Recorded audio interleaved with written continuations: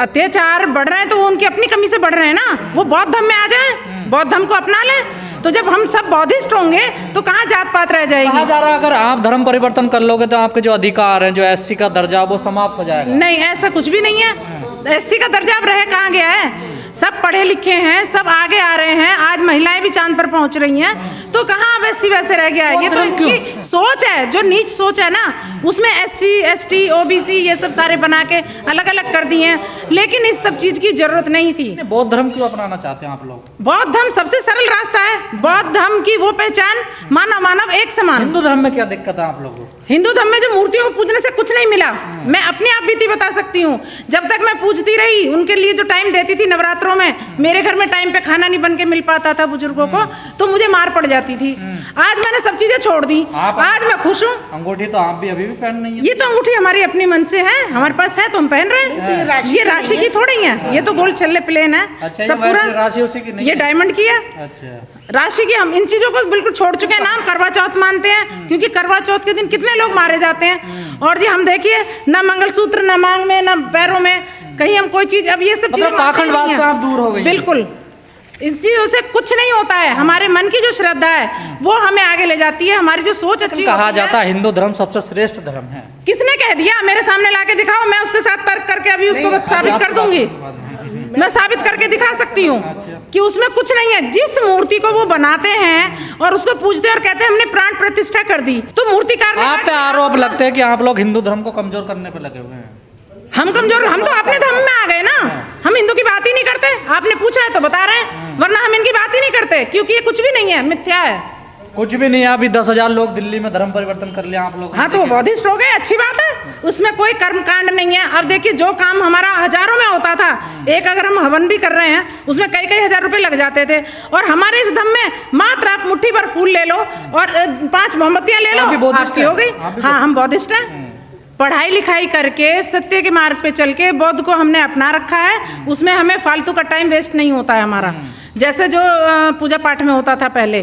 तो अब हम उसी के तहत आगे बढ़ रहे हैं और हम संसद तक जाने की सोचे बैठे हैं। अब देखिए इलेक्शन होगा, लेकिन इलेक्शन में हम क्यों नहीं आगे आ पा रहे हैं? मेन कारण है ईवीएम मशीन। क्यों लगता है आपको ईवीएम मशीन में गड़बड़ है?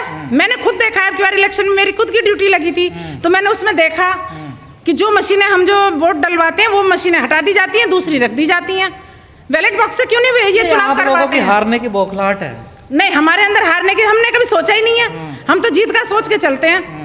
हार तो हमारी डिक्शनरी में है ही नहीं। तो आने दो, आ रहा है, जो आए वो भी ठीक है, जो ना आए जा रहा हो वो जाए शौक से। कहीं कमी है? देखो, हम अपनी गारंटी लेते हैं। जैसा आपने ये कहा कि जो है सत्ता में क्यों नहीं आ रहे और हम डरे हुए हैं या हिचक है या कुछ भी, तो यदि इस तरह से यदि बीएस ये जो भाजपा है इसमें इतना दम है, पावर है, अपने बल पे आई है, तो कम से कम बैलेट बॉक्स से कराए तो इनकी औकात पता चल जाएगी। ये तो हमने पहले भी कहा। तो बैलेट पेपर से भी हार जाते हैं जिला पंचायत के चुनाव। किसने कहा? वहाँ आने ही नहीं देते। हमारे लोग पिछले साल तो आए ही नहीं थे, उन्होंने सीधा मना कर दिया था कि हमें आना ही नहीं है। हमें बिल्कुल किसी भी चुनाव में आना ही नहीं, अपने आप बहिष्कार कर दिया था। मतलब डर गए आप लोग? डर क्यों गए? जब वो बेईमानी करेंगे तो हम क्यों उस चीज को आगे उनको बढ़ने के लिए दें? बैलेट पेपर से भी बेईमानी होती है, ईवीएम से बेईमानी होती है। बिल्कुल होती है। तीसरे नंबर पर आप पत्रकार हो, जो जिन्होंने जो है बहन जी की कहीं भी रैली नहीं दिखाई, कोई प्रचार नहीं दिखाया, और सारी बिकाऊ मीडिया है, जिस वजह से हमारी पार्टी को कमजोर करने की लगातार कोशिशें की हैं। और पिछली बार कोरोना में इतना आम आदमी परेशान था, उसके बावजूद 1% उम्मीद नहीं थी ये सरकार आएगी, ये सरकार आएगी। लेकिन इन लोगों के पास पैसा है, सब खरीदी हुई हैं इनके लोग, ऊपर तक इनके लोग हैं, पूरी सेटिंग है। और आपको नहीं लगता कुछ सुधार होना चाहिए पार्टी में? पार्टी में तो सुधार है, और कैसे सुधार चाहते हैं? सब लोग जागरूक हो रहे हैं और उसी वजह से हम आज यहाँ हैं। सुधारना होता तो कैसे? चुनाव आयोग में सुधार की जरूरत है।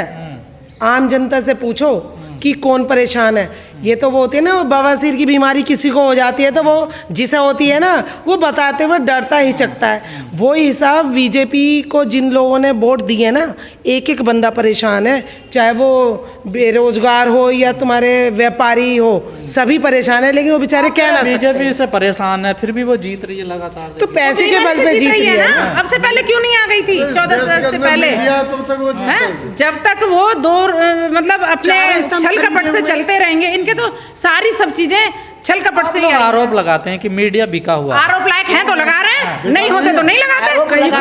वो इस लायक हैं, वो भ्रष्ट हैं। सुनिए मेरा सवाल, अगर मीडिया बिकने वाली चीज है, अगर बिक रही है तो आप भी तो खरीद सकते हो ना। हमारे पास इतना पैसा नहीं है, क्योंकि इन लोगों ने पहले ही वो चीजें सब, हमारा समाज जो है ना, वो शुरू से तो सारा इन्हीं को दे गए। हमारे समाज ने ना शुरू से करके खाया है। वो करके खाने वालों में से हराम का नहीं खाते कि भाई कहीं से बैठ गए, चार मूर्ति रख दी और जी उन्होंने बैठे बैठे थाली इसका से मतलब खाली। आपकी सरकार फिर आएगी नहीं जब मीडिया बिका हुआ आप खरीद नहीं सकते तो? नहीं आएगा, समय आएगा, क्योंकि ऐसा नहीं है। अब हम खुद ही एक मीडिया है, अब हमें बिकाऊ मीडिया की जरूरत भी नहीं है। मीडिया तो एक एक हमारा कार्यकर्ता खुद ही मीडिया बनेगा अपना।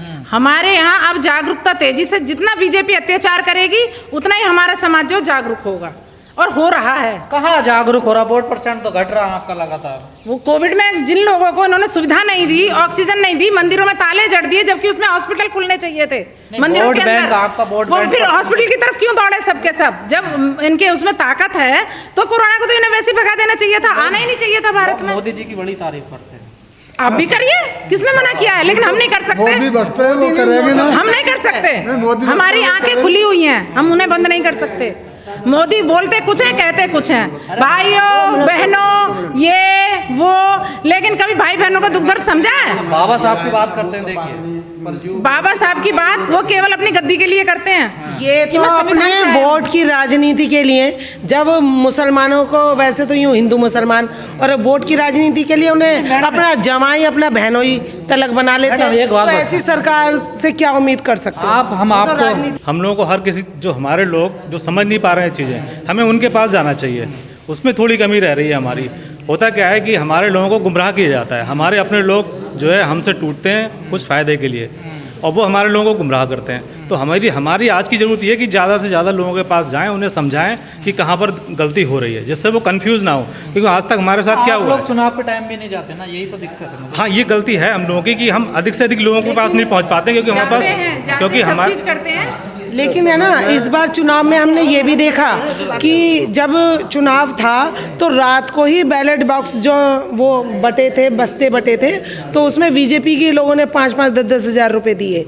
तो जब जो गरीब आदमी है, जिसको रोटी नसीब नहीं हो रही, तो वो तो पैसों के लालच में आ जाते हैं। तो ये कोई पहली बार थोड़ा ही होता है कि वोट देखते हैं, तो पहले से चला रहा है, देखिए पैसा। लेकिन इस बार ज़्यादा है ना, नोटबंदी के द्वारा कई बार वो जबरदस्ती उन लोगों को कहीं दूसरी जगह भेज देते हैं, ट्रॉलियों को पूरी पीछे हटवा देते हैं, वहाँ जाने की धमकी दे देते हैं कि तुम्हें मार डालेंगे, आप वहाँ गए तो वोट नहीं डालोगे। उन्होंने जो हमें बहुत धम दिया था, उन्होंने जो हमें सच्चाई का मार्ग दिखाया था, वो आज समाप्ति की तरफ जाने लगा था।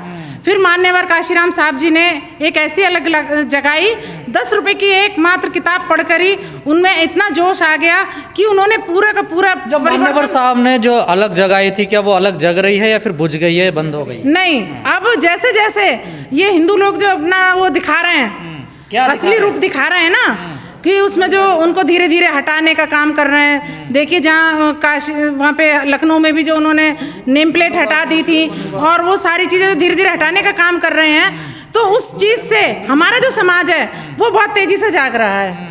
और जो कहते हैं हम जागे हुए हैं, उनके घरों में आज भी हिंदुओं को पूजा जाता है। अत्याचार तो बढ़ रहे हैं, देखिए।